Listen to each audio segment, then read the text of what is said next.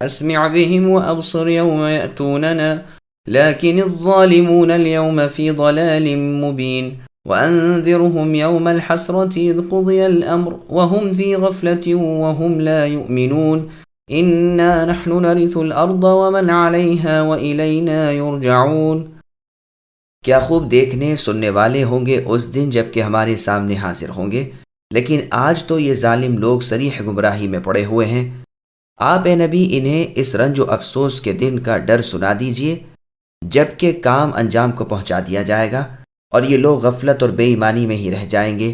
خود زمین کے اور تمام زمین والوں کے وارث ہم ہی ہوں گے اور سب لوگ ہماری طرف لوٹا کر لائے جائیں گے۔ سامعین اب آیتوں کی تفسیر سماعت کیجیے۔ ظالم بروز قیامت سب کچھ دیکھ لیں گے۔ ارشاد ہے کہ گو آج دنیا میں یہ کفار آنکھیں بند کیے ہوئے اور کانوں میں کاک لگائے ہوئے ہیں، لیکن قیامت کے دن ان کی آنکھیں خوب روشن ہو جائیں گی اور کان بھی خوب کھل جائیں گے، جیسے اللہ تعالیٰ نے سورہ حمیم سجدہ کی آیت نمبر 12 میں فرمایا وَلَوْ تَرَى إِذِ الْمُجْرِمُونَ نَاكِسُو رُؤُوسِهِمْ عِنْدَ رَبِّهِمْ رَبَّنَا أَبْصَرْنَا وَسَمِعْنَا، کہ اے نبی وہ وقت بھی قابل ذکر ہے کہ آپ دیکھیں گے جب یہ گنہگار لوگ اپنے رب کے سامنے شرمسار سرنگو کھڑے ہوئے کہہ رہے ہوں گے کہ اے اللہ ہم نے دیکھا سنا۔ بس اس دن نہ دیکھنا کام آئے، نہ سننا، نہ حسرت و افسوس کرنا، نہ واویلا کرنا۔ اگر یہ لوگ اپنی آنکھوں اور اپنے کانوں سے دنیا میں کام لے کر اللہ کے دین کو مان لیتے تو آج انہیں حسرت و افسوس نہ کرنا پڑتا۔ اس دن آنکھیں کھولیں گے اور آج اندھے بہرے بنے پھرتے ہیں، نہ ہدایت کو طلب کرتے ہیں، نہ دیکھتے ہیں، نہ بھلی باتیں سنتے ہیں، نہ مانتے ہیں۔ مخلوق کو اس حسرت والے دن سے خبردار کر دیجئے جب کہ تمام کام فیصلے کر دیے جائیں گے۔ جنتی جنت میں اور دوزخی دوزخ میں بھیج دیے جائیں گے۔ اس حسرت و ندامت کے دن سے یہ آج غافل ہو رہے ہیں، بلکہ ایمان و یقین بھی نہیں رکھتے۔ چنانچہ صحیح بخاری میں ہے، رسول اللہ صلی اللہ علیہ وسلم فرماتے ہیں جنتیوں کے جنت میں اور دوزخیوں کے دوزخ میں چلے جانے کے بعد موت کو ایک بھیڑ کی شکل میں لایا جائے گا اور جنت و دوزخ کے درمیان کھڑا کر دیا جائے گا۔ پھر اہل جنت سے پوچھا جائے گا کہ اسے جانتے ہو؟ وہ دیکھ کر کہیں گے کہ ہاں یہ موت ہے۔ دوزخیوں سے بھی یہی سوال ہوگا اور وہ بھی یہی جواب دیں گے۔ اب حکم ہوگا اور موت کو ذبح کر دیا جائے گا اور ندا کر دی جائے گی کہ اے اہل جنت تمہارے لیے ہمیشگی ہے، موت نہیں، اور اے اہل جہنم تمہارے لیے بھی ہمیشگی ہے اور موت نہیں۔ پھر رسول اللہ صلی اللہ علیہ وسلم نے یہی آیت وَأَنذِرْهُمْ تلاوت فرمائی اور رسول اللہ نے اشارہ کیا اور فرمایا اہل دنیا غفلت دنیا میں ہے۔ تفسیر ابن جریر طبری میں ہے، ابن مسعود رضی اللہ عنہ نے ایک واقعہ مطول بیان فرماتے ہوئے فرمایا ہے کہ ہر شخص اپنے دوزخ اور جنت کے گھر کو دیکھ رہا ہوگا، وہ دن ہی حسرت و افسوس کا ہے۔ جہنمی اپنے جنتی گھر کو دیکھ رہا ہوگا اور اس سے کہا جاتا ہوگا کہ اگر تم نیک عمل کرتے تو تمہیں یہ جگہ ملتی۔ وہ حسرت و افسوس کرنے لگیں گے۔ ادھر جنتیوں کو ان کا جہنم کا گھر دکھا کر فرمایا جائے گا کہ اگر اللہ تعالیٰ کا احسان تم پر نہ ہوتا تو تم یہاں ہوتے، یعنی جہنم میں۔ اور روایت میں ہے کہ موت کو ذبح کر کے جب ہمیشگی کی آواز لگا دی جائے گی، اس وقت جنتی تو اس قدر خوش ہوں گے کہ اگر اللہ تعالیٰ نہ بچائے تو مارے خوشی کے مر جائیں، اور جہنمی اس قدر رنجیدہ ہو کر چیخیں گے کہ اگر موت ہوتی تو ہلاک ہو جائیں۔ بس اس آیت کا مطلب ہے کہ یہ وقت حسرت بھی ہوگا اور کام کے خاتمے کا وقت بھی یہی ہوگا۔ بس یوم الحسرت بھی قیامت کے ناموں میں سے ایک نام ہے۔ اللہ ہمیں اس دن کی حسرت اور ندامت سے اپنی پناہ میں رکھے۔ چنانچہ اللہ تعالیٰ سورہ زمر کی آیت نمبر 56 میں فرماتے ہیں ان تقول نفس یا حسرت علی ما فرطت فی جنب اللہ الآیہ۔ پھر بتلایا کہ خالق، مالک، متصرف اللہ تعالیٰ ہی ہیں، سب اللہ ہی کی ملکیت ہے اور سب کچھ فانی ہے، باقی صرف اللہ تبارک و تعالیٰ جل شانہ ہی ہے۔ کوئی ملکیت و تصرف کا سچا دعوے دار بجز اللہ کے نہیں، تمام مخلوق کے وارث حاکم اللہ تعالیٰ ہی ہیں۔ اللہ کی ذات ظلم سے پاک ہے۔ امیر المؤمنین عمر بن عبد العزیز رحمہ اللہ نے عبد الحمید ابن عبد الرحمن رحمہ اللہ کو کوفے میں خط لکھا، جس میں لکھا حمد و صلات کے بعد اللہ نے روز اول سے ہی ساری مخلوق پر فنا لکھ دی ہے، سب کو اللہ کی طرف پہنچنا ہے۔ اللہ نے اپنی نازل کردہ اس سچی کتاب قرآن مجید میں، جسے اپنے علم سے محفوظ کیے ہوئے ہے اور جس کی نگہبانی اپنے فرشتوں سے کرا رہے ہیں، لکھ دیا ہے کہ زمین کا اور اس کے اوپر جو ہیں ان کا وارث اللہ تعالیٰ ہی ہے۔ اور اللہ ہی کی طرف سب لوٹائے جائیں گے۔ واذكر في الكتاب إبراهيم إنه كان صديقا نبيا إذ قال لأبيه يا أبت لم تعبد ما لا يسمع ولا يبصر ولا يغني عنك شيئا يا أبت إني قد جاءني من العلم ما لم يأتك فاتبعني أهدك صراطا سويا يا أبت لا تعبد الشيطان إن الشيطان كان للرحمن عصيا يا أبت إني أخاف أن يمسك عذاب من الرحمن فتكون للشيطان وليا۔ اور اس کتاب میں اے نبی ابراہیم علیہ السلام کا قصہ بیان کیجئے۔ بے شک وہ ابراہیم بڑی راستی والے پیغمبر تھے، جبکہ انہوں نے اپنے باپ آزر سے کہا کہ ابا، آپ ان کی پوجا پاٹ کیوں کر رہے ہیں جو نہ سنیں نہ دیکھیں، نہ آپ کو کچھ بھی فائدہ پہنچا سکیں؟ میرے مہربان باپ، آپ دیکھیے میرے پاس وہ علم آیا ہے جو آپ کے پاس آیا ہی نہیں، تو آپ میری ہی مانیے، میں بالکل سیدھی راہ کی طرف آپ کی راہبری کروں گا۔ میرے ابا، آپ شیطان کی پرستش سے باز آ جائیں، شیطان تو رحم و کرم کرنے والے اللہ تعالیٰ کا بڑا ہی نافرمان ہے۔ ابا، مجھے خوف لگا ہوا ہے کہ کہیں آپ پر کوئی اللہ کا عذاب نہ آ پڑے کہ آپ شیطان کے ساتھ ہی بن جائیں۔ سامعین، اب ان آیتوں کی تفسیر سماعت کیجیے۔ ابراہیم علیہ السلام کی باپ کے ساتھ گفتگو اور انداز شفقت۔ مشرکین مکہ جو بت پرست ہیں اور اپنے آپ کو خلیل اللہ ابراہیم علیہ السلام کا متبع خیال کرتے ہیں، ان کے سامنے اے نبی محمد صلی اللہ علیہ وسلم خود ابراہیم علیہ السلام کا واقعہ بیان کیجیے۔ اس سچے نبی نے اپنے باپ آزر کی بھی پرواہ نہ کی اور اس کے سامنے بھی حق کو واضح کر دیا اور اسے بت پرستی سے روکا۔ صاف کہا کہ کیوں ان بتوں کی پوجا باٹ کر رہے ہو جو نہ نفع پہنچا سکے نہ ضرر۔ فرمایا کہ میں بے شک آپ کا بچہ ہوں، لیکن اللہ کا علم جو میرے پاس ہے آپ کے پاس نہیں۔ آپ میری اتباع کیجئے، میں آپ کو راہ راست دکھاؤں گا، برائیوں سے بچا کر بھلائیوں میں پہنچا دوں گا۔ ابا، یہ بت پرستی تو شیطان کی تابعداری ہے۔ یاد رکھیے، اللہ ہی اپنی راہ کو سمجھاتے ہیں اور وہی اس راہ پر چلنے والوں سے خوش ہوتے ہیں، جیسے اللہ نے سورہ یاسین کی آیت نمبر 60 میں فرمایا، الم اعہد الیکم، یعنی اللہ تعالیٰ فرمائیں گے کہ اے انسانوں، کیا میں نے تم سے عہد نہیں لیا تھا کہ شیطان کی عبادت نہ کرنا؟ وہ تو تمہارا کھلا دشمن ہے۔ اور سورہ نساء کی آیت نمبر 117 میں فرمایا، یدعون من دونہ الا اناثا، کہ یہ لوگ یعنی مشرک لوگ تو عورتوں کو پکارتے ہیں اور اللہ تعالیٰ کو چھوڑتے ہیں، دراصل یہ سرکش شیطان کے پکارنے والے ہیں۔ ابراہیم علیہ السلام نے فرمایا، شیطان اللہ تعالیٰ کا نافرمان ہے، مخالف ہے، اللہ کی فرمانبرداری سے تکبر کرنے والا ہے، اسی وجہ سے اللہ تعالیٰ کی رحمت سے مایوس ہو کر دور کر دیا گیا ہے۔ اگر آپ نے اے میرے ابا اس کی اطاعت کی تو وہ اپنی حالت پر آپ کو بھی پہنچا دے گا۔ ابا، آپ کے اس شرک و عصیان کی وجہ سے مجھے تو خوف ہے کہ کہیں آپ پر اللہ تعالیٰ کا کوئی عذاب نہ آ جائے اور آپ شیطان کے دوست اور اس کے ساتھی نہ بن جائیں اور اللہ کی مدد اور اللہ کا ساتھ آپ سے چھوٹ نہ جائے۔ دیکھیے، شیطان خود بے کس بے بس ہے، اس کی تابعداری آپ کو بری جگہ پہنچا دے گی، جیسے اللہ تعالیٰ نے سورہ نحل کی آیت نمبر 63 میں فرمایا، تاللہ لقد ارسلنا الى امم من قبلك فزين لهم الشيطان اعمالهم فهو وليهم اليوم ولهم عذاب علیم، یعنی یقینی اور قسمیہ بات ہے کہ آپ سے پہلے اے نبی کی تمام امتوں کی طرف بھی ہم نے رسول بھیجے، لیکن شیطان نے ان کی بدعمالیاں انہیں مزین کر کے دکھلائیں اور وہی ان کا ساتھی بن گیا، لیکن کام کچھ نہ آیا اور قیامت کے دن عذاب علیم میں پھنس گئے۔ قال أراغب أنت عن آلهتي يا إبراهيم لئن لم تنته لأرجمنك واهجرني مليا قال سلام عليك سأستغفر لك ربي إنه كان بي حفيا وأعتزلكم وما تدعون من دون الله وأدعو ربي عسى ألا أكون بدعاء ربي شقيا۔ ابراہیم کے باپ آزر نے جواب دیا کہ اے ابراہیم، کیا تم ہمارے معبودوں سے روگردانی کر رہے ہو؟ سن، اگر تو باز نہ آیا تو میں تجھے پتھروں سے مار ڈالوں گا، جا ایک مدت دراز تک مجھ سے الگ رہ۔ کہا، اچھا، آپ پر اے میرے والد سلامتی ہو، میں تو اپنے پروردگار سے آپ کی بخشش کی دعا کرتا رہوں گا وہ مجھ پر بے حد درجہ مہربان ہیں۔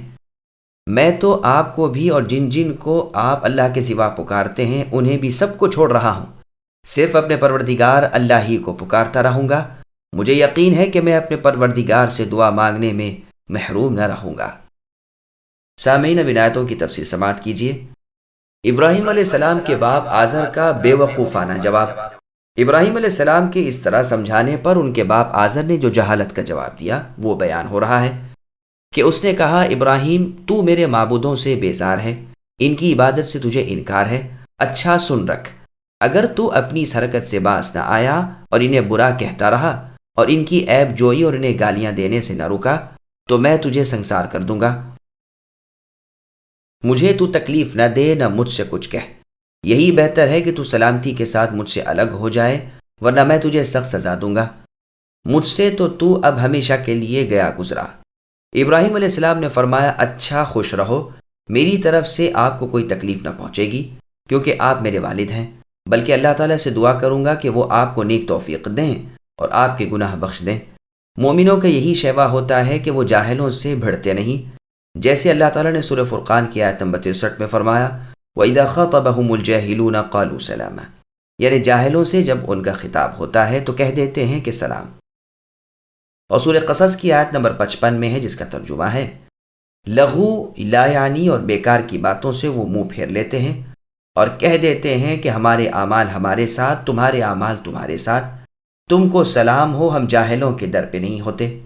پھر آگے اللہ نے فرمایا کہ ابراہیم علیہ السلام نے کہا کہ میرے رب اللہ تعالیٰ تو میرے ساتھ بہت مہربان ہے۔ اللہ ہی کی مہربانی ہے کہ مجھے ایمان و اخلاص کی ہدایت کی، مجھے اللہ سے اپنی دعا کی قبولیت کی امید ہے۔ اسی وعدے کے مطابق آپ ان کے لیے بخشش طلب کرتے رہے۔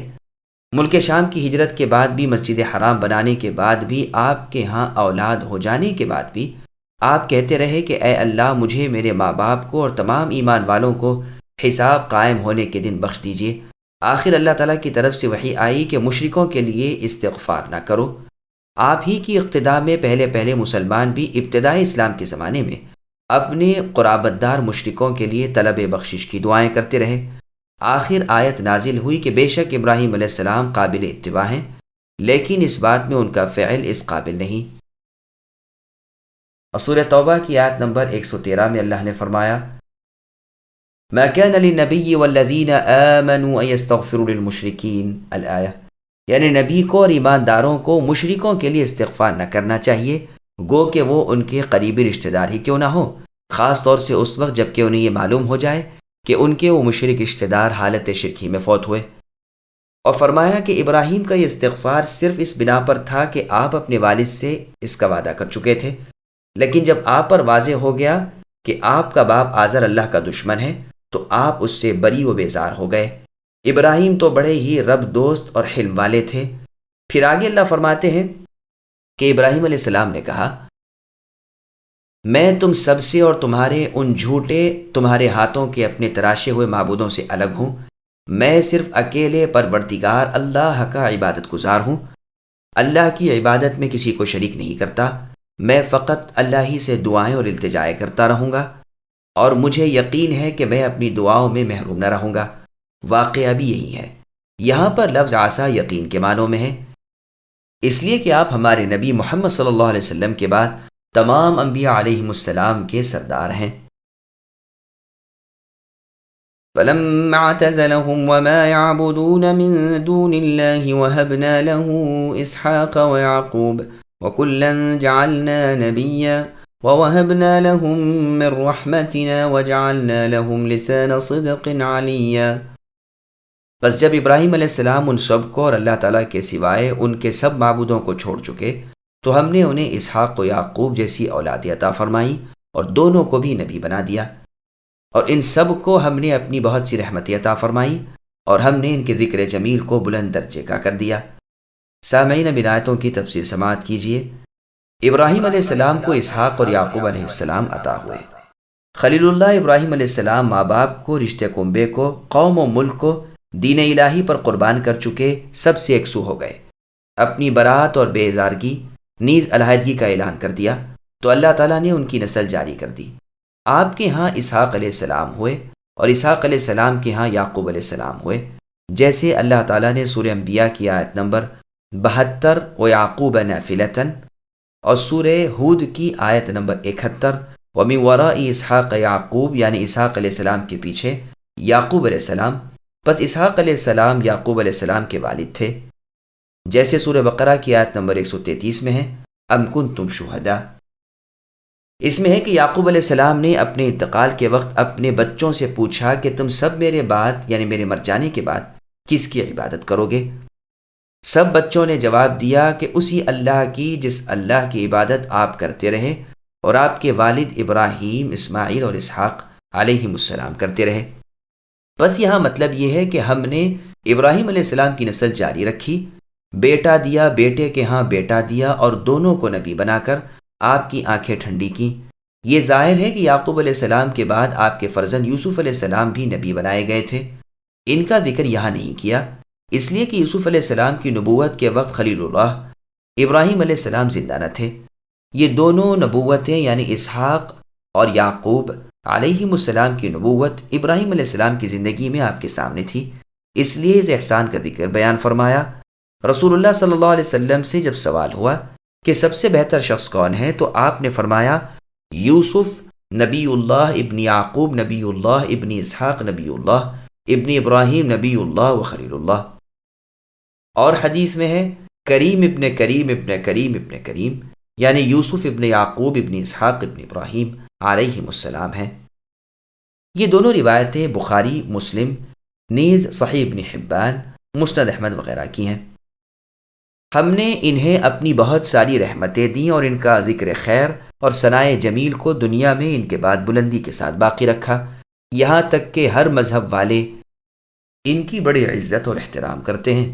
فصلوات اللہ وسلامہ علیہم اجمعین۔ واذكر في الكتاب موسى إنه كان مخلصا وكان رسولا نبيا وناديناه من جانب الطور الأيمن وقربناه نجيا ووهبنا له من رحمتنا أخاه هارون نبيا۔ اور اس قرآن میں اے نبی موسیٰ علیہ السلام کا ذکر بھی کیجئے جو چنے ہوئے اور رسول اور نبی تھے۔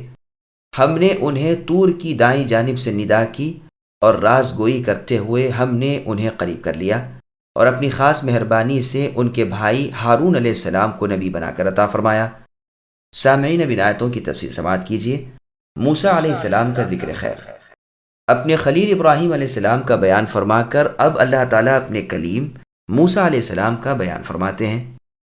مخلصاً کی دوسری قرات مخلصاً بھی ہے، یعنی موسیٰ علیہ السلام اخلاص عبادت کرنے والے تھے۔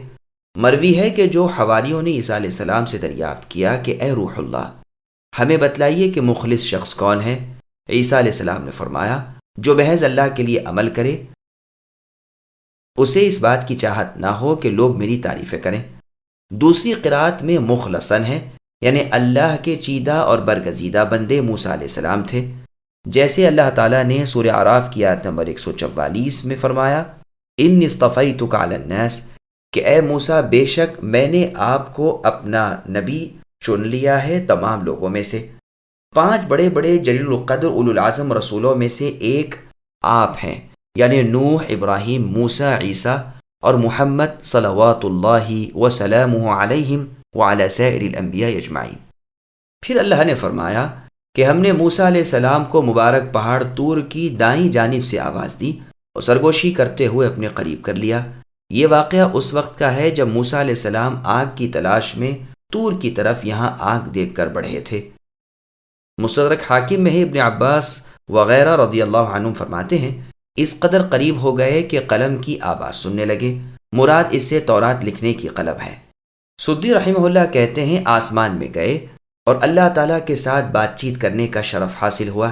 کہتے ہیں انہی باتوں میں یہ فرمان بھی ہے کہ اے موسیٰ جبکہ میں آپ کے دل کو شکر گزار اور آپ کی زبان کو اپنا ذکر کرنے والی بنا دوں اور آپ کو ایسی بیوی دوں جو نیکی کے کاموں میں آپ کی معاون و مددگار ہو، تو سمجھ لیجئے کہ میں نے آپ سے کوئی بھلائی اٹھا نہیں رکھی، اور جسے میں یہ چیزیں نہ دوں سمجھ لیجئے کہ اسے کوئی بھلائی نہیں ملی۔ ان پر ایک مہربانی ہم نے یہ بھی کی کہ ان کے بھائی ہارون کو نبی بنا کر ان کی امداد کے لیے ان کے ساتھ کر دیا، جیسے کہ آپ کی چاہت اور دعا تھی۔ اللہ نے سورہ قصص کی آیت نمبر 34 میں فرمایا، وَأَخِي هَارُونُ هُوَ أَفْصَحُ مِنِّي لِسَانًا فَأَرْسِلْهُ مَعِيَ، کہ اے اللہ میرے بھائی ہارون زبان میں نطق کے اعتبار سے مجھ سے زیادہ فصیح ہیں، بس انہیں بھی میرے ساتھ بھیج دیجئے فرعون کی جانب۔ اور سورہ طٰہٰ کی آیت نمبر 36 میں ہے، قَدْ أُوتِيتَ سُؤْلَكَ يَا مُوسَىٰ، یعنی اے موسیٰ آپ کی یہ فرمائش پوری کر دی گئی اور آپ کے ساتھ ہم نے ہارون کو فرعون کی جانب بھیجا ہے۔ آپ کی دعا کے لفظ یہ بھی وارد ہیں، فَأَرْسِلْ إِلَىٰ ہارون، یعنی ہارون کو بھی رسول بنائیے۔ کہتے ہیں کہ اس سے زیادہ بہتر دعا اور اس سے بڑھ کر شفاعت کسی نے کسی کی دنیا میں نہیں کی۔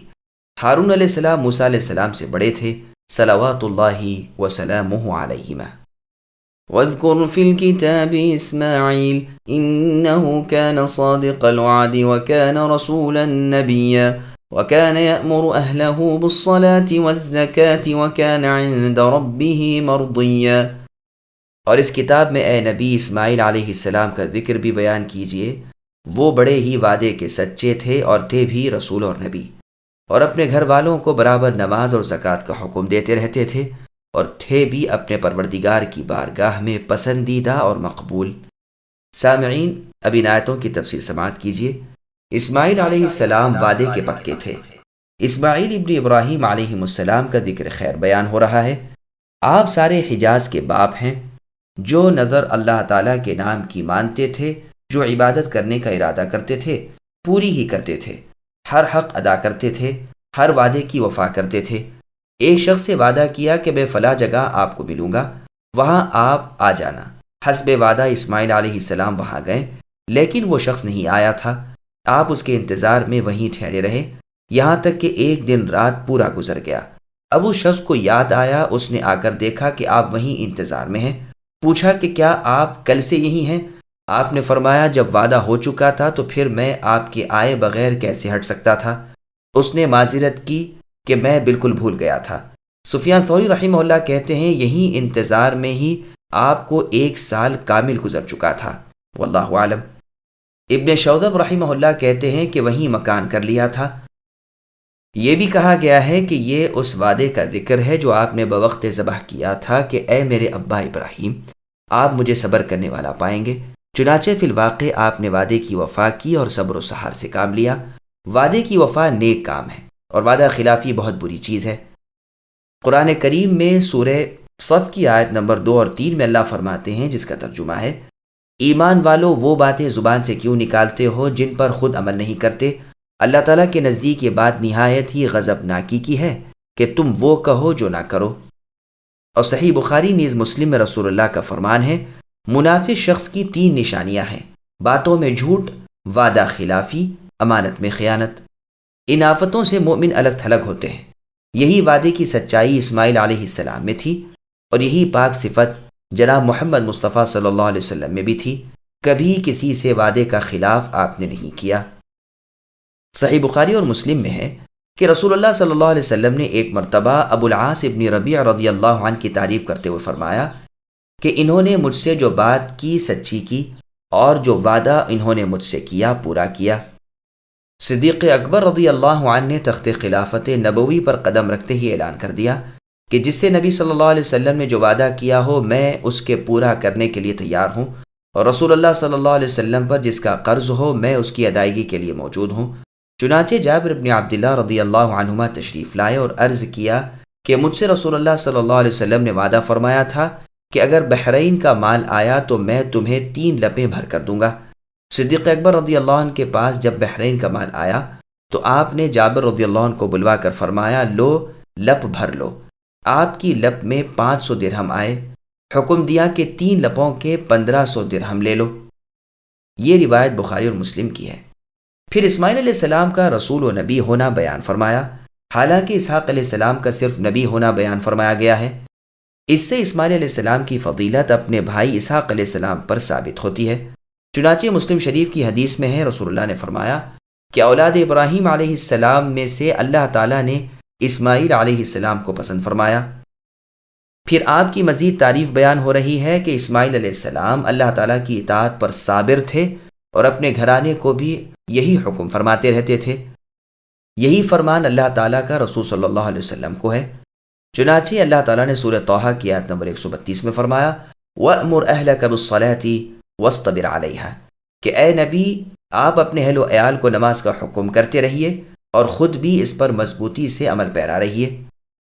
اور سورہ تحریم کی آیت نمبر 6 میں اللہ نے فرمایا یا ایھا الذین آمنوا قوا انفسکم واہلیکم نارا الآیات، یعنی اے ایمان والو اپنے آپ کو اور اپنی اہل و عیال کو اس آگ سے بچا لو جس کا ایندھن انسان ہے اور پتھر، جہاں عذاب کرنے والے فرشتے رحم سے خالی، زور آور اور بڑے سخت ہیں۔ ناممکن ہے کہ اللہ تعالیٰ کے حکم کا وہ خلاف کریں، بلکہ جو ان سے کہا گیا کہ اسی کی تابعداری میں مشغول ہیں۔ پس مسلمانوں کو حکم الہی ہو رہا ہے کہ اپنے گھر بار کو اللہ تعالیٰ کی باتوں کی ہدایت کرتے رہیں، گناہوں سے روکتے رہیں، یوں ہی بے تعلیم نہ چھوڑیں کہ وہ جہنم کا لقمہ بن جائیں۔ چنانچہ سنن نبی داؤد نے سنن نسائی وغیرہ میں رسول اللہ صلی اللہ علیہ وسلم کا فرمان ہے اس مرد پر اللہ تعالیٰ کا رحم ہو جو رات تہجد پڑھنے کے لیے اپنے بستر سے اٹھتا ہے، پھر اپنی بیوی کو اٹھاتا ہے، اور اگر وہ نہیں اٹھتی تو اس کے منہ پر پانی چھڑک کر اسے نیند سے بیدار کرتا ہے۔ اس عورت پر بھی اللہ کی رحمت ہو جو رات کو تہجد پڑھنے کے لیے اٹھتی ہے، پھر اپنے شوہر کو جگاتی ہے اور وہ نہ جاگے تو اس کے منہ پر پانی کا چھینٹا ڈالتی ہے۔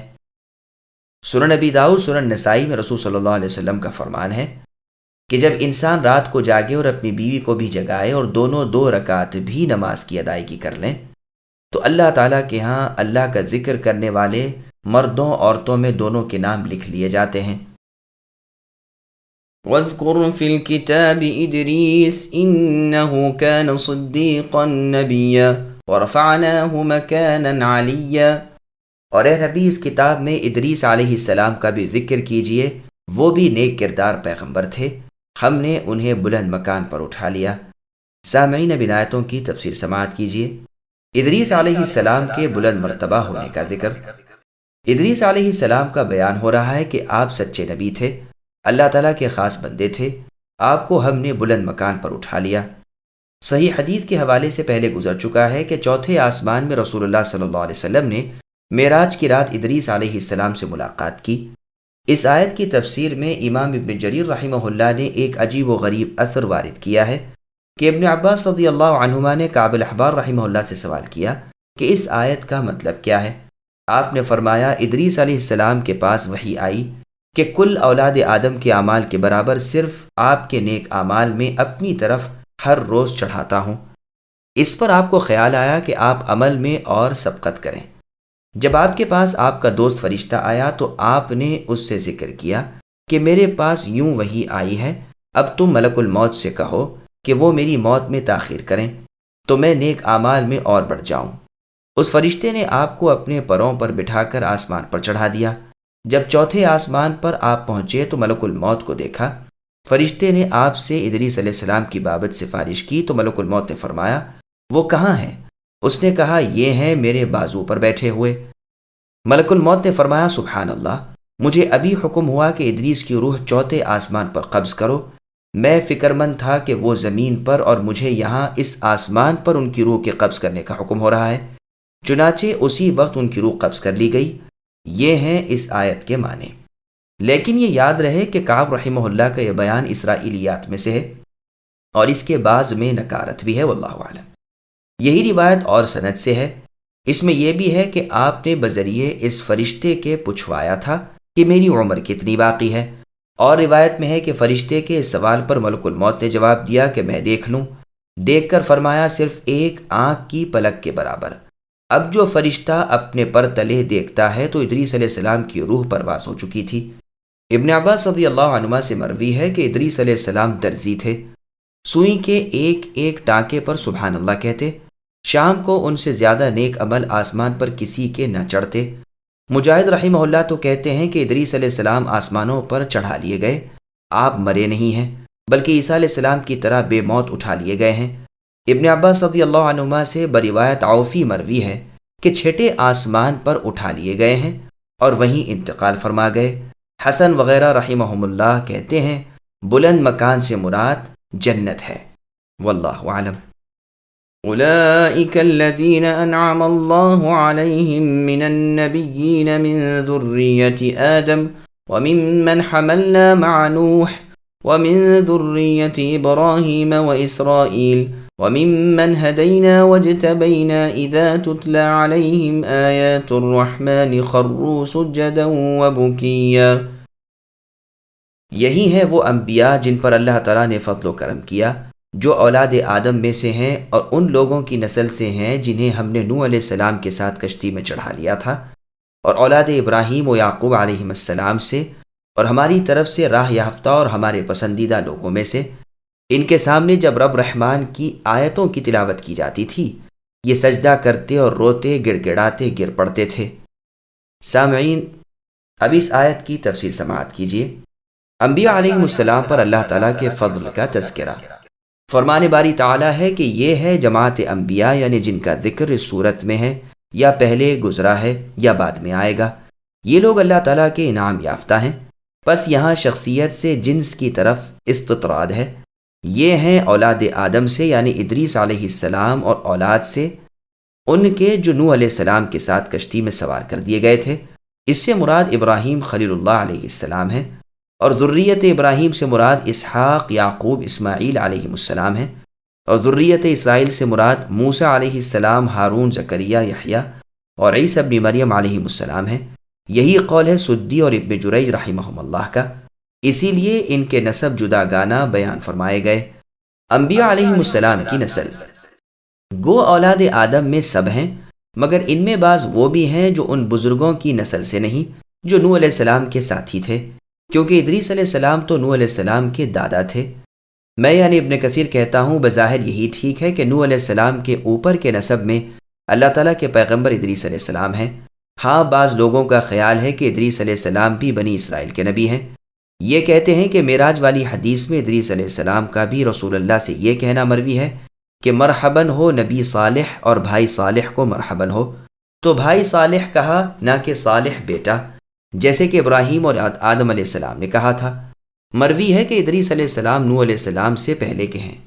آپ نے اپنی قوم سے فرمایا تھا کہ لا الہ الا اللہ کے قائل اور معتقد بن جاؤ، پھر جو چاہو کرو، لیکن انہوں نے اس کا انکار کیا۔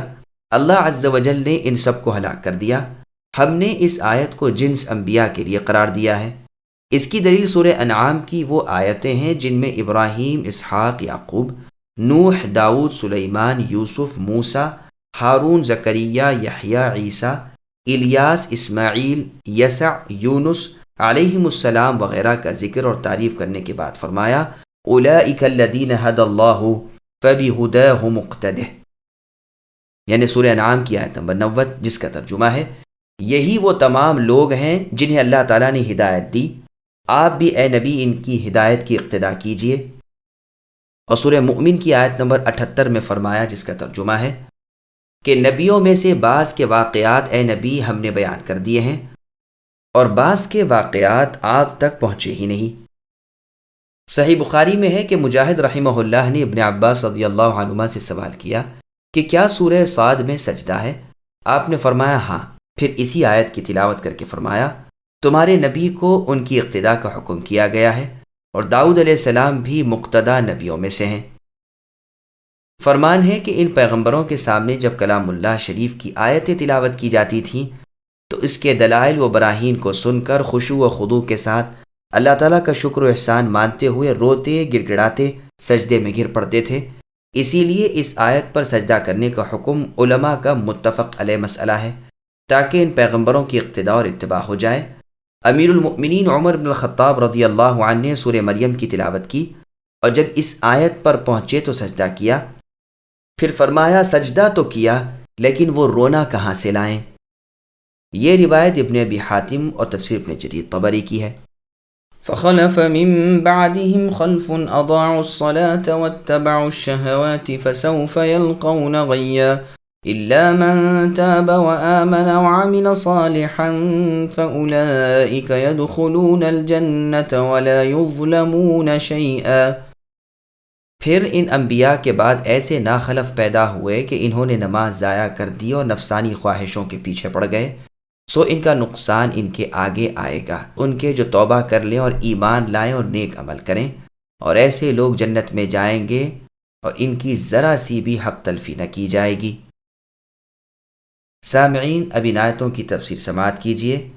نا اہل جانشین، نیک لوگوں کا خصوصاً انبیاء علیہم السلام کا ذکر کیا جو اللہ کی حدوں کے محافظ، نیک اعمال کے نمونے، بدیوں سے بچتے تھے۔ اب برے لوگوں کا ذکر ہو رہا ہے کہ ان کے بعد کے زمانے والے ایسے ہوئے کہ وہ نمازوں تک سے بے پرواہ بن گئے، اور جب نماز جیسے فریضے کی اہمیت کو بھلا بیٹھے تو ظاہر ہے کہ اور واجبات کی وہ کیا پرواہ کریں گے، کیونکہ نماز تو دین کی بنیاد ہے اور تمام اعمال سے افضل و بہتر ہے۔ یہ لوگ نفسانی خواہشوں کے پیچھے پڑ گئے، دنیا کی زندگی پر اطمینان سے ریچ گئے، انہیں قیامت کے دن سخت خسارہ ہوگا، بڑے گھاٹے میں رہیں گے۔ نماز کی ضائع کرنے سے مراد یا تو اسے بالکل ہی چھوڑ بیٹھنا ہے، اسی لیے امام احمد رحمہ اللہ اور بہت سے سلف و خلف کا مذہب ہے کہ نماز کو چھوڑ دینے والا شخص کافر ہے۔ قول امام شافعی رحمہ اللہ کا بھی ہے، کیونکہ صحیح مسلم، سنن نبی داؤد وغیرہ کی حدیث میں ہے، رسول اللہ فرماتے ہیں کہ بندے کی اور شرک کے درمیان نماز کا چھوڑنا ہے۔ اس مسئلے کو بسط سے بیان کرنے کا یہ مقام نہیں، یا نماز کے ترک سے مراد نماز کے وقتوں کی صحیح طور پر پابندی کا نہ کرنا ہے، کیونکہ ترک نماز تو کفر ہے۔ چنانچہ تفسیر ابن جریر طبری میں ہے، ابن مسعود رضی اللہ عنہ سے دریافت کیا گیا کہ قرآن کریم میں نماز کا ذکر بہت زیادہ ہے، کہیں نمازوں میں سستی کرنے والوں کے عذاب کا بیان ہے، کہیں نماز کی مداومت کا فرمان ہے، کہیں محافظت کا۔ آپ رضی اللہ نے فرمایا، ان سے مراد وقتوں میں سستی نہ کرنا اور وقتوں کی پابندی کرنا ہے۔ لوگوں نے کہا، ہم تو سمجھتے تھے کہ اس سے مراد نمازوں کا چھوڑ دینا اور نہ چھوڑنا ہے۔ آپ نے فرمایا، یہ تو کفر ہے۔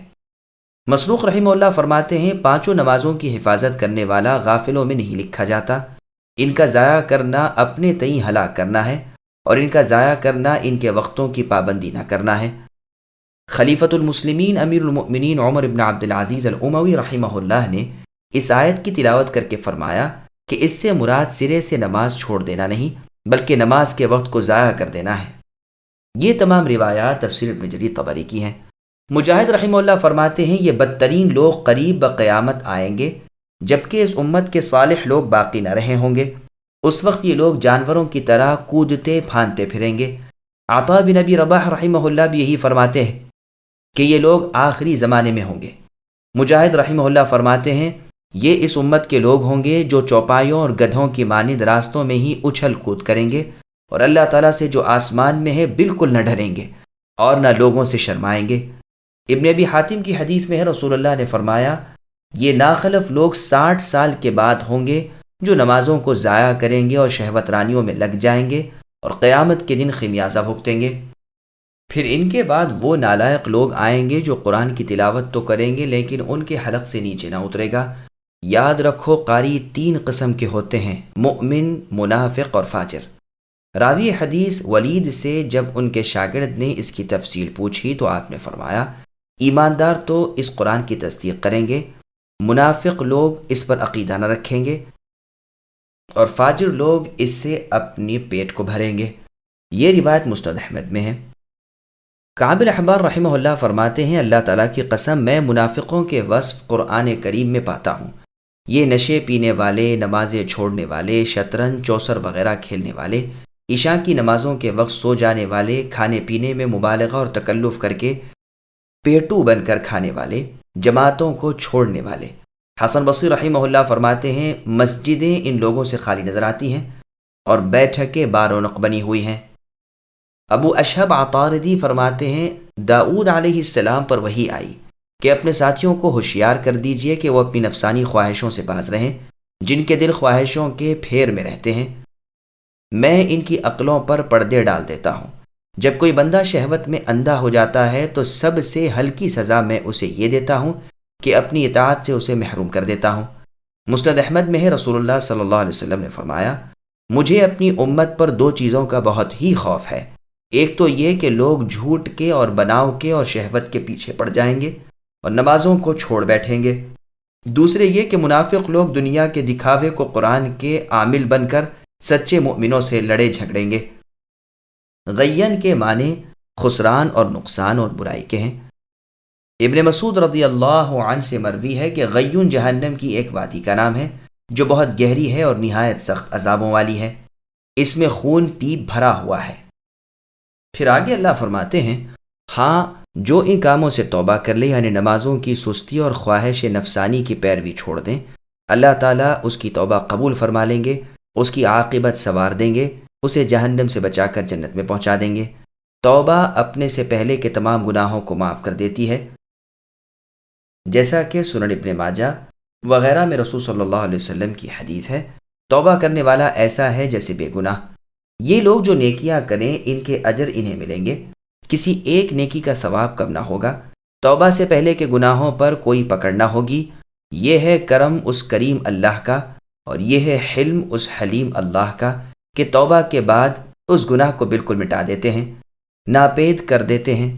سورہ فرقان میں گناہوں کا ذکر فرما کر ان کی سزاؤں کا بیان کر کے پھر استثناء کیا اور فرمایا کہ اللہ بخشنے والے اور مہربان ہیں۔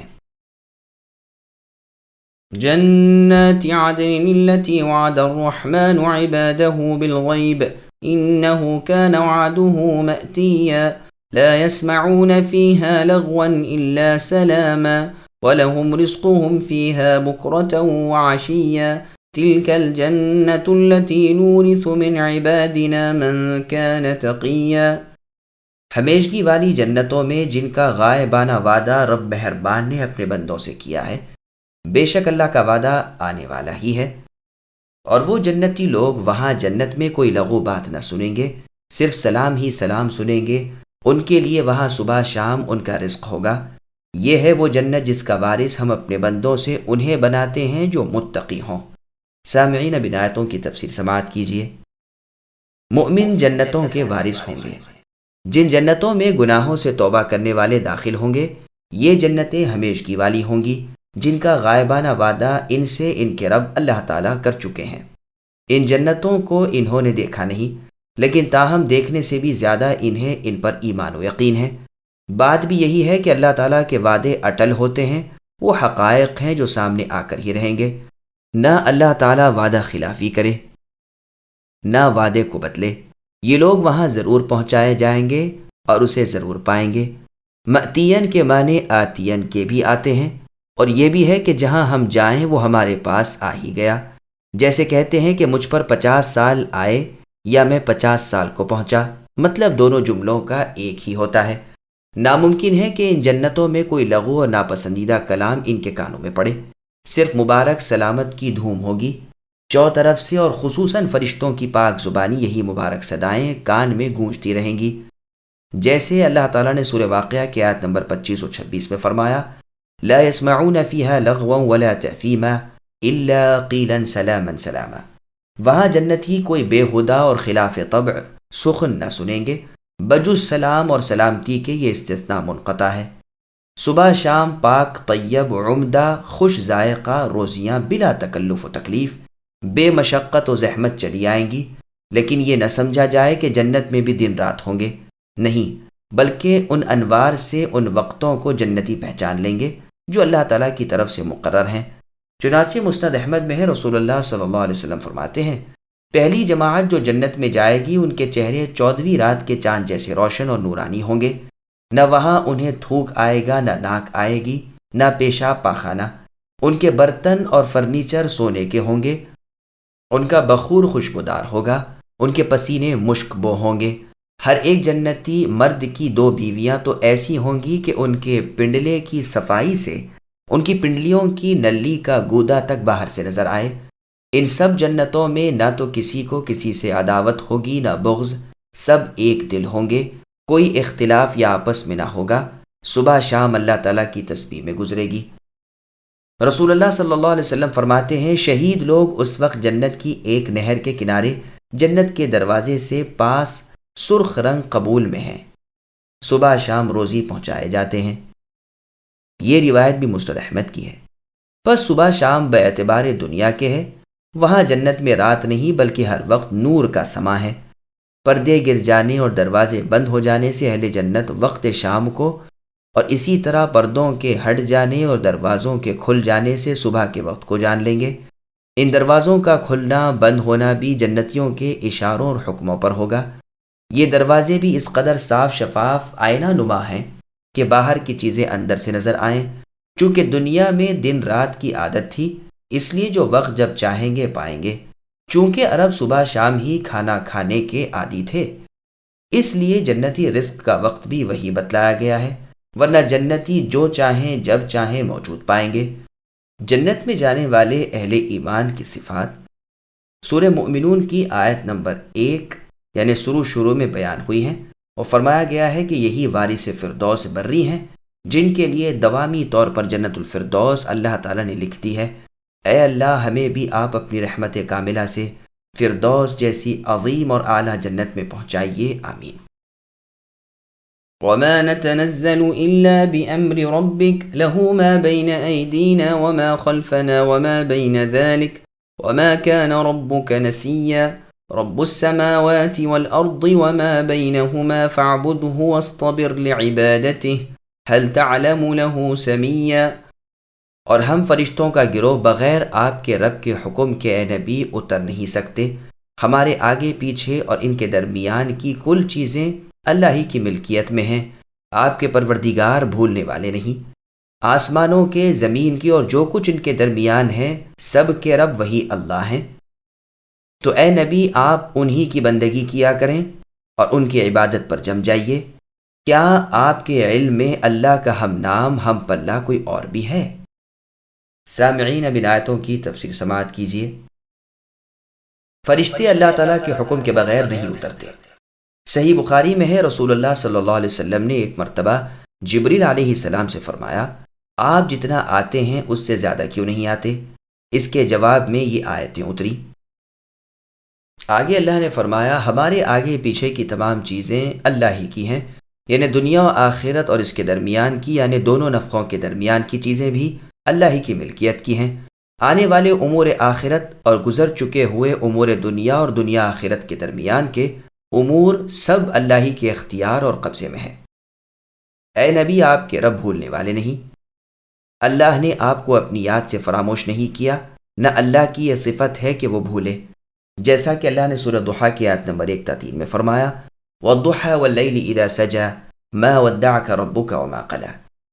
قسم ہے چاشت کے وقت کی اور رات کی جب کہ ڈھانپ لے، نہ تو آپ کے رب اے نبی آپ سے دستبردار ہوئے ہیں اور نہ ہی وہ آپ سے ناخوش ہیں۔ آسمان و زمین اور ساری مخلوق کے خالق، مالک، مدبر، متصرف وہی ہیں، کوئی نہیں جو اللہ کے کسی حکم کو ٹال سکے۔ آپ اے نبی اللہ ہی کی عبادتیں کیے چلے جائیے اور اسی پر جمے رہیے۔ نہ اللہ کے جیسا کوئی، نہ اللہ کے برابر کا کوئی، نہ اللہ کے بالمقابل کوئی، نہ اللہ کے ہم نام و ہم پلہ کوئی ہے۔ وہ اللہ بابرکت ہے، بلندیوں والے ہیں، اللہ کے نام تو تمام خوبیوں کے حامل ہیں۔ وَيَقُولُ الْإِنسَانُ أَإِذَا مَا مِتُّ لَسَوْفَ أُخْرَجُ حَيًّا أَوَلَا يَذْكُرُ الْإِنسَانُ أَنَّا خَلَقْنَاهُ مِن قَبْلُ وَلَمْ يَكُ شَيْئًا فَوَرَبِّكَ لَنَحْشُرَنَّهُمْ وَالشَّيَاطِينَ ثُمَّ لَنُحْضِرَنَّهُمْ حَوْلَ جَهَنَّمَ جِثِيًّا ثُمَّ لَنَنزِعَنَّ مِن كُلِّ شِيعَةٍ أَيُّهُمْ أَشَدُّ عَلَى الرَّحْمَنِ عِتِيًّا ثم لنحن أعلم بالذين هم أولى بها صليا۔ اور انسان کہہ رہا ہے کہ جب میں مر جاؤں گا تو کیا پھر زندہ کر کے نکالا جاؤں گا؟ کیا یہ انسان اتنا بھی یاد نہیں رکھتا کہ ہم نے اسے اس سے پہلے پیدا کیا، حالانکہ وہ کچھ بھی نہ تھا؟ اے نبی، آپ کے پروردگار کی قسم، ہم انہیں اور شیطانوں کو جمع کر کے ضرور جہنم کے ارد گرد گھٹنوں کے بل گرے ہوئے حاضر کر دیں گے۔ ہم پھر ہر گروہ سے انہیں الگ نکال کھڑا کریں گے جو رب رحمان سے بہت اکڑے پھرتے تھے۔ ہم انہیں بھی خوب جانتے ہیں جو جہنم کے داخلے کے پورے سزاوار ہیں۔ سامعین، اب ان آیتوں کی تفسیر سماعت کیجیے۔ اللہ کی قسم، محشر بپا ہوگا۔ بعض منکرین قیامت کا آنا اپنے نزدیک محال سمجھتے تھے، اور موت کے بعد کا جینا ان کے خیال میں ناممکن تھا۔ وہ قیامت کا اور اس دن کی دوسری اور نئے سرے کی زندگی کا حال سن کر سخت تعجب کرتے تھے، جیسا کہ قرآن میں سورہ رعد کی آیت نمبر 5 میں اللہ نے فرمایا، وَإِن تَعْجَبْ فَعَجَبٌ قَوْلُهُمْ الآیہ، یعنی اگر اے نبی آپ کو تعجب ہے تو ان کا یہ قول بھی تعجب سے خالی نہیں کہ کیا ہم جب مر کر مٹی ہو جائیں گے پھر ہم نئی پیدائش میں پیدا کیے جائیں گے۔ سورہ یاسین کی آیت نمبر 77 تا آیت نمبر 79 میں اللہ نے فرمایا، جس کا ترجمہ ہے، کیا انسان اسے نہیں دیکھتا کہ ہم نے اسے نطفے سے پیدا کیا، پھر وہ ہم سے صاف صاف جھگڑا کرنے لگا اور ہم پر ہی باتیں بنانے لگا اور اپنی پیدائش کو بھلا کر کہنے لگا کہ ان ہڈیوں کو جو سڑ گل گئی ہیں کون زندہ کر دیں گے؟ اے نبی آپ جواب دیجئے کہ انہیں وہ خالق حقیقی زندہ کریں گے جنہوں نے انہیں اول بار پیدا کیا تھا، اور وہ اللہ ہر ایک اور ہر طرح کی پیدائش سے پوری طرح باخبر ہیں۔ یہاں بھی کافروں کے اسی اعتراض کا ذکر ہے کہ ہم مر کر پھر زندہ ہو کر کیسے کھڑے ہو سکتے ہیں۔ جواباً فرمایا جا رہا ہے کہ کیا اسے یہ بھی نہیں معلوم کہ وہ کچھ نہ تھا اور ہم نے اسے پیدا کر دیا؟ شروع پیدائش کا قائل اور دوسری پیدائش کا منکر۔ جب کچھ نہ تھا تب تو اللہ تعالیٰ اسے کچھ کر دینے پر قادر تھے، تو اب جب کہ کچھ نہ کچھ ضرور ہو گیا، کیا اللہ تعالیٰ قادر نہیں کہ اسے پھر سے پیدا کر دیں؟ پس ابتدائے آفرینش دلیل ہے دوبارہ کی پیدائش پر۔ جس نے ابتدا کی ہے وہی اعادہ کریں گے، اور اعادہ بنسبت ابتدا کے ہمیشہ آسان ہوا کرتا ہے۔ چنانچہ صحیح بخاری اور مسند احمد میں ہے، رسول اللہ صلی اللہ علیہ وسلم نے فرمایا، اللہ تعالیٰ فرماتے ہیں مجھے ابن آدم جھٹلا رہا ہے اور اسے یہ لائق نہ تھا، مجھے ابن آدم ایذا دے رہا ہے اور اسے یہ بھی لائق نہیں۔ اس کا مجھے جھٹلانا تو یہ ہے کہ کہتا ہے کہ جس طرح اللہ تعالیٰ نے میری ابتدا کی اعادہ نہ کریں گے، یعنی جس طرح مجھے پہلی بار پیدا کیا دوبارہ مجھے زندہ کر کے نہ اٹھائیں گے، حالانکہ ظاہر ہے کہ ابتداءً بنسبت اعادے کے مشکل ہوتی ہے۔ اور اس کا مجھے ایذا دینا یہ ہے کہ کہتا ہے کہ میری اولاد ہے، حالانکہ میں احد، اکیلا ہوں، صمد ہوں، بے نیاز ہوں، نہ میری ماں باپ، نہ اولاد، نہ میری جنس کا کوئی۔ مجھے اپنی ہی قسم ہے کہ میں ان سب کو جمع کروں گا، اور جن جن شیطانوں کی یہ لوگ میرے سوا عبادت کرتے تھے انہیں بھی جمع کروں گا، پھر انہیں جہنم کے سامنے لاؤں گا جہاں گھٹنوں گر پڑیں گے، جیسے اللہ تعالیٰ نے سورہ جاثیہ کی آیت نمبر 28 میں فرمایا، وَتَرَى كُلَّ أُمَّةٍ جَاثِيَةٍ، اور اے نبی آپ بروز قیامت ہر امت کو دیکھیں گے کہ گھٹنوں کے بل گری ہوئی ہوگی۔ ایک قول یہ بھی ہے کہ قیام کی حالت میں ان کا حشر ہوگا۔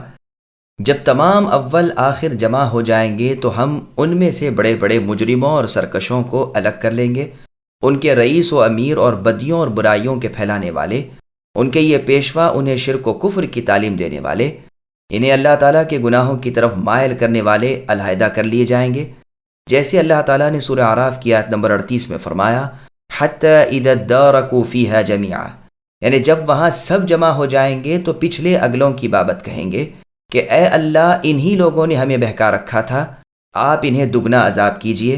پھر خبر کا خبر پر عطف ڈال کر اللہ تعالیٰ فرماتے ہیں کہ اللہ تعالیٰ خوب جانتے ہیں کہ سب سے زیادہ عذابوں کا اور جہنم کی آگ کا سزاوار کون کون ہے، جیسے اللہ تعالیٰ نے سورہ اعراف کی آیت نمبر 38 میں فرمایا، لِكُلٍّ ضِعْفٌ وَلَكِنْ لَا تَعْلَمُونَ، یعنی ہر ایک کے لیے دوہرا عذاب ہے لیکن تم علم سے کورے ہو۔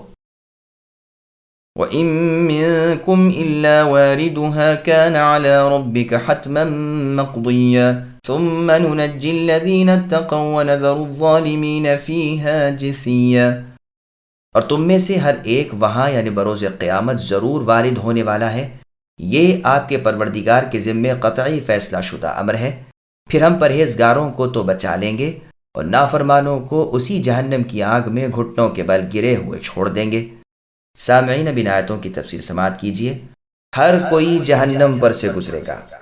مسند امام احمد بن حنبل کی ایک غریب حدیث میں ہے، ابو سمیہ فرماتے ہیں جس ورود کا اس آیت میں ذکر ہے اس بارے میں ہم میں اختلاف ہوا، کوئی کہتا تھا مؤمن اس میں داخل نہ ہوں گے، کوئی کہتا تھا داخل تو ہوں گے لیکن پھر بسبب اپنے تقوی کے نجات پا جائیں گے۔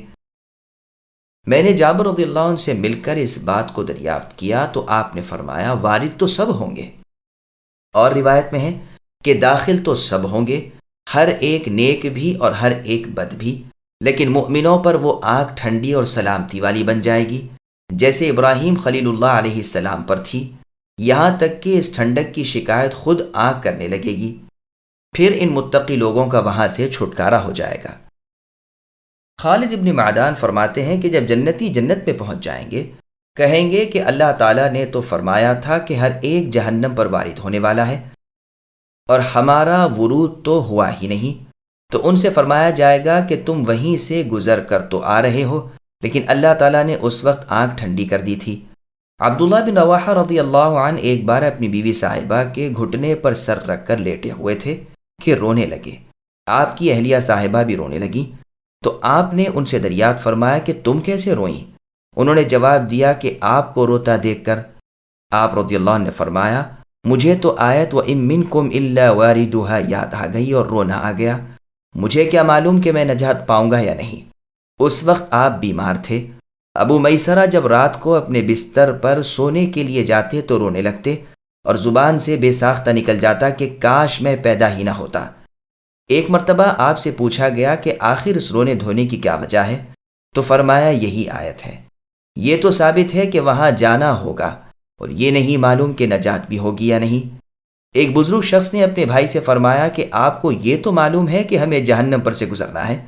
انہوں نے جواب دیا، ہاں یقیناً معلوم ہے۔ پھر پوچھا، کیا یہ بھی جانتے ہو کہ وہاں سے پار ہو جاؤ گے؟ انہوں نے فرمایا، اس کا کوئی علم نہیں۔ پھر ہمارے لیے ہنسی خوشی کیسی؟ یہ سن کر جب سے لے کر موت کی گھڑی تک ان کے ہونٹوں پر ہنسی نہیں آئی۔ نافع ابن ازرق ابن عباس رضی اللہ عنہما کا اس بارے میں مخالف تھا کہ یہاں ورود سے مراد داخل ہونا ہے، تو آپ رضی اللہ عنہما نے دلیل میں آیت قرآنی یعنی سورہ انبیاء کی آیت نمبر 98 پڑھی، جس میں اللہ نے فرمایا، انکم وما تعبدون من دون اللہ حصب جہنم انتم لہا واردون۔ اس آیت کو پیش کر کے فرمایا، دیکھو یہاں ورود سے مراد داخل ہونا ہے یا نہیں۔ پھر آپ نے دوسری آیت تلاوت فرمائی، یقدم قومہ یوم القیامۃ فاوردہم النار، یعنی سورہ ہود کی آیت نمبر 98، اور فرمایا، بتلاؤ فرعون اپنی قوم کو جہنم میں لے جائے گا یا نہیں؟ بس اب غور کر لیجئے کہ ہم اس میں داخل تو ضرور ہوں گے، اب نکلیں گے بھی یا نہیں۔ پھر اس سے فرمایا، غالباً تجھے تو اللہ تعالیٰ نہ نکالیں گے، اس لیے کہ تو اس کا منکر ہے۔ یہ سن کر نافع الازرق کھسیانہ ہو کر ہنس دیا۔ یہ نافع خارجی شخص تھا، اس کی کنیت ابو راشد تھی۔ دوسری روایت میں ہے کہ ابن عباس رضی اللہ عنہما نے اسے سمجھاتے ہوئے سورہ مریم کی آیت نمبر 86 کی تلاوت کی، وَنَسُوقُ الْمُجْرِمِينَ إِلَى جَهَنَّمَ وِرْدًا، یہ بھی پڑھی، اور یہ بھی فرمایا تھا کہ پہلے بزرگ لوگوں کی ایک دعا یہ بھی تھی کہ اللہم اخرجنی من النار سالما وادخلنی الجنت غانما، کہ اے اللہ مجھے جہنم سے صحیح سالم نکال لیجئے اور جنت میں ہنسی خوشی سلامتی سے پہنچا دیجئے۔ ابن عباس رضی اللہ عنہما سے ابو داؤد طیالسی میں یہ بھی مروی ہے کہ اس کے مخاطب کفار ہیں۔ اکرمہ فرماتے ہیں یہ ظالم لوگ ہیں۔ اسی طرح ہم اس آیت کو پڑھتے تھے۔ یہ بھی ابن عباس رضی اللہ عنہما سے مروی ہے کہ نیک بد سب وارد ہوں گے۔ دیکھو فرعون اور اس کی قوم کے لیے اور گنہگاروں کے لیے بھی ورود کا لفظ دخول کے معنی میں خود قرآن کریم کی 2 آیتوں میں وارد ہے۔ چنانچہ سنن ترمذی میں ہے، رسول اللہ صلی اللہ علیہ وسلم فرماتے ہیں، جہنم میں وارد تو سب ہوں گے، پھر گزر اپنے اپنے اعمال کے مطابق ہوگا۔ پل صراط کا ذکر۔ تفسیر ابن جریر طبری میں ہے، ابن مسعود رضی اللہ عنہ فرماتے ہیں کہ پل صراط سے سب کو گزرنا ہوگا، یہیں آگ کے پاس کھڑا ہونا ہے۔ اب بعض تو بجلی کی طرح گزر جائیں گے، بعض ہوا کی طرح، بعض پرندوں کی طرح، بعض تیز رفتار گھوڑوں کی طرح، بعض تیز رفتار اونٹوں کی طرح، بعض تیز چال والے پیدل انسان کی طرح، یہاں تک کہ سب سے آخر جو مسلمان اس سے پار ہوگا یہ وہ ہوگا جس کے صرف پیر کے انگوٹھے پر نور ہوگا، گرتا پڑتا نجات پائے گا۔ پل صراط پھسلنی چیز ہے جس پر ببول جیسے اور گوکھر جیسے کانٹے ہیں۔ دونوں طرف فرشتوں کی صفیں ہوں گی جن کے ہاتھوں میں جہنم کے انکس ہوں گے، جن سے پکڑ پکڑ کر لوگوں کو جہنم میں دھکیل دیں گے۔ عبداللہ رضی اللہ عنہما فرماتے ہیں یہ تلوار کی دھار سے زیادہ تیز ہوگا۔ پہلا گروہ تو تجلی کی طرح آن کی آن میں پار ہو جائے گا، دوسرا گروہ ہوا کی طرح جائے گا، تیسرا تیز رفتار گھوڑوں کی طرح، چوتھا تیز رفتار جانور کی طرح۔ فرشتے ہر طرف سے دعائیں کر رہے ہوں گے کہ اے اللہ سلامت رکھیے، اے اللہ بچا لیجیے۔ بخاری اور مسلم کی بہت سی مرفوع حدیثوں میں بھی یہ مضمون وارد ہوا ہے۔ کعب رضی اللہ عنہ کا بیان ہے کہ جہنم اپنی پیٹھ پر تمام لوگوں کو جما لے گی۔ جب سب نیک و بد جمع ہو جائیں گے تو اللہ تعالیٰ کا حکم ہوگا کہ اپنے والوں کو تو پکڑ لے اور جنتیوں کو چھوڑ دے۔ اب جہنم سب برے لوگوں کا نوالا کر جائے گی۔ وہ برے لوگوں کو اس طرح جانتی پہچانتی ہے جس طرح تم اپنی اولاد کو، بلکہ اس سے بھی زیادہ۔ مومن صاف بچ جائیں گے۔ سنو، جہنم کے داروغوں کی قد 100 سال کی راہ کے ہیں۔ ان میں سے ہر ایک کے پاس گرز یعنی ہتھوڑے ہیں۔ ایک مارتے ہیں تو 7 لاکھ آدمیوں کا چورا ہو جاتا ہے۔ مسند احمد میں ہے کہ رسول اللہ صلی اللہ علیہ وسلم نے فرمایا، مجھے اپنے رب کی ذات پاک سے امید ہے کہ بدر اور حدیبیہ کے جہاد میں شامل ہونے والے جو ایماندار صحابہ تھے ان میں سے ایک بھی انشاءاللہ دوزخ میں نہ جائے گا۔ یہ سن کر ام المؤمنین حفصہ رضی اللہ عنہا نے کہا، یہ کیسے؟ اے اللہ کے نبی، قرآن میں تو اللہ تعالیٰ فرماتے ہیں کہ تم میں سے ہر ایک اس پر یعنی جہنم پر وارد ہونے والا ہے۔ تو رسول اللہ نے اس کے بعد کی دوسری آیت پڑھ دی کہ متقی لوگ اس میں سے نجات پا جائیں گے اور ظالم لوگ اسی میں رہ جائیں گے۔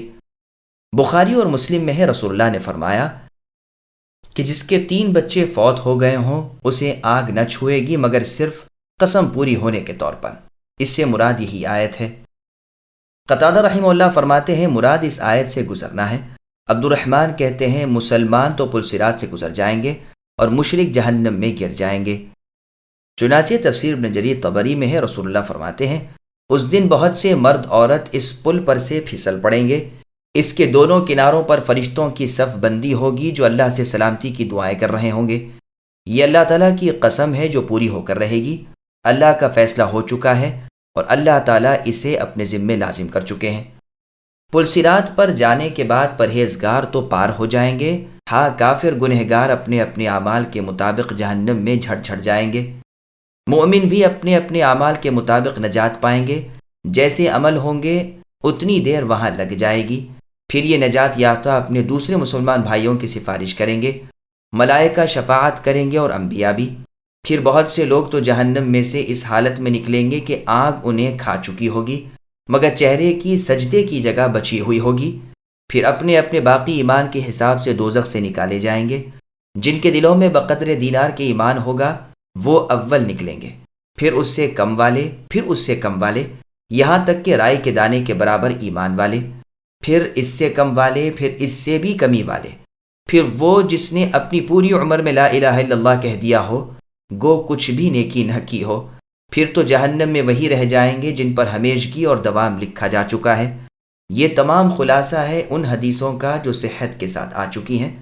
پس پل صراط پر جانے کے بعد نیک لوگ اللہ کے فضل و کرم سے پار ہو جائیں گے اور بد لوگ کٹ کٹ کر جہنم میں گر پڑیں گے۔